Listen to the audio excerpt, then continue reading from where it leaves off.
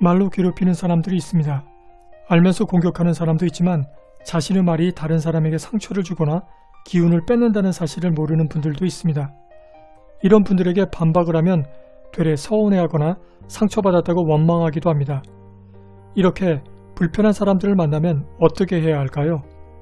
오늘은 책 그때 이렇게 말할 거를 기반으로 살펴본 불편한 사람을 물리치는 3가지 말 기술에 대해 말씀드릴까 합니다. 1. 그나저나. 사사건건 잔소리하는 상사와의 대화, 끼고 싶지 않은 대화에서 빠져나오지 못해 끝까지 들어주신 적 없으신가요?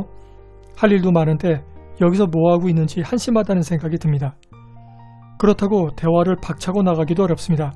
무례한 것 같아서 뭐라고 말하며 나가야 할지 몰라서 중간에 나가야 한다고 말할 용기가 없어서 애가 타들어갑니다. 이럴 때 그나저나를 사용해 보시는 것은 어떨까요? 상대방의 말이 끝나는 시점에 해도 괜찮고 끝나기를 기다렸지만 너무 오래 이야기할 경우에는 그냥 대화 중간에 끼어들어 말해도 됩니다. 그나저나 오늘 일기예보 보셨나요? 그나저나 헤어스타일이 바뀌셨네요. 라고 말하면 그 순간 말의 흐름이 끊어져 버립니다. 상대방은 맥이 풀립니다. 자연스럽게 대화의 방향을 바꿀 수 있습니다. 만일 이 대화에서 빠져나오고 싶다면 아차, 할 일을 깜빡 잊었네 라며 자리를 뜹니다.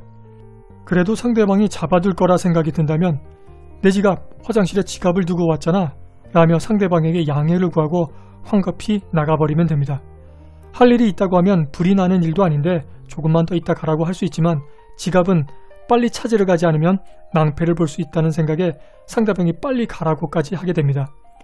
지칠 줄 모르고 남의 험담이나 푸념만 늘어놓는 대화에서 빠져나올 때는 불을 끄지 않았잖아 라며 나올 수도 있습니다.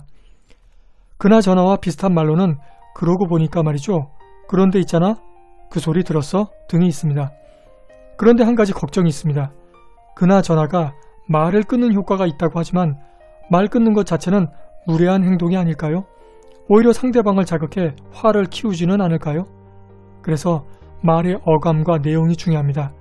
무시하듯이 행동하지 말고 부드럽게 말하고 내용도 일상이나 상대방이 관심을 가질 수 있는 말을 사용하는 것이 무난합니다. 하지만 상대방이 무례하게 행동한다면 상황에 따라 그나저나를 무시하는 행동이나 말투와 함께 쓰면 효과적인 반격수단으로 활용할 수 있습니다. 2. 조금만 침착해 주세요. 목소리 크면 이긴다는 말이 있습니다. 애석하지만 많은 상황에서 잘 먹히는 방법이기도 합니다. 언성을 높이거나 빠르게 말하는 이유는 무엇일까요? 상대방의 귀를 누르고 대화의 주도권을 잡기 위해서입니다. 이때 상대방에게 밀리지 않으려고 소리 지르고 빠르게 말하려다 보니 자연스럽게 흥분하기 일쑤입니다. 자기 생각만 옳다고 생각하거나 권위주의적인 사람의 경우 자신의 의견에 반대하는 사람들을 공격할 때도 이와 비슷한 상황이 벌어집니다. 이럴 때 성난 상대방의 기를 죽이는 말이 조금만 침착해 주세요 라는 차분한 말 한마디입니다. 먼저 화를 내면 지는 거다 라는 말이 여기에 맞는 표현이라고 할 수 있습니다. 논리도 안 되고 말빨로도 안 되니 결국 화를 낸다는 것입니다. 화를 내는 것은 하수, 감정 컨트롤이 미숙한 사람으로 여겨집니다. 화를 내는 사람에게 같이 화를 내지 않고 차분하게 대응하니 상대방의 화는 자연스럽게 부각됩니다. 자신의 논리가 맞는지 여부를 떠나 이성적이지 못하고 미숙하다는 느낌을 주위 사람이나 자신에게 일깨워주게 됩니다. 그 순간 민망함이 몰려옵니다. 여러분도 혹시 자신은 화가 나서 막말을 하는데 상대방이 화내지 않고 차분하게 말하면 어떤 생각이 드시나요? 저희 경우 이거 뭐지? 내가 지는 거 아니야? 너 잘났다. 세네? 라는 생각이 듭니다. 그리고 조금 지나면 이 싸움에서 내가 진 것 같다. 억울해. 라는 생각으로 가득합니다. 창피해서 그 자리를 마무리하죠. 조금만 침착해 주세요는 바로 이런 효과가 있습니다. 차분하게 상대방을 제압합니다. 비슷하게 활용할 수 있는 표현으로 너무 흥분하셨어요. 흥분하신 건가요? 흥분하신 것 같네요 등이 있습니다. 여기서 흥분하신 건가요? 흥분하신 것 같네요는 비슷하지만 흥분하신 건가요?가 조금 더 차갑게 느껴집니다. 책에 있는 표현으로 빠르게 말하는 상대방에게는 말이 너무 빠르시군요. 다시 천천히 말씀해 주시겠어요? 한 번 더 천천히 말씀해 주시겠어요? 라는 표현을 사용할 수 있습니다. 이 표현에는 빠르게 말하는 사람에게 감정 조절도 못하는 사람, 침착하게 자기 표현도 못하는 사람이란 조용한 공격도 담겨 있습니다. 화를 내고 빠르게 몰아붙여 타격을 줄 생각으로 생각했지만 상대가 의외로 차분한 대응을 하면 당황하게 되는 경우가 많습니다. 이렇듯 조금만 참아주세요는 한 수 위인 사람, 감정이 흔들리지 않는 사람, 뭔가 힘이 있는 사람이란 생각이 들게 합니다.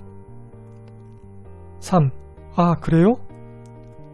잘나서 좋겠어. 젊으니까 좋겠어. 자넨 참 운도 좋아. 이런 빈정대고 비꼬는 말에 어떻게 대응하는 것이 좋을까요?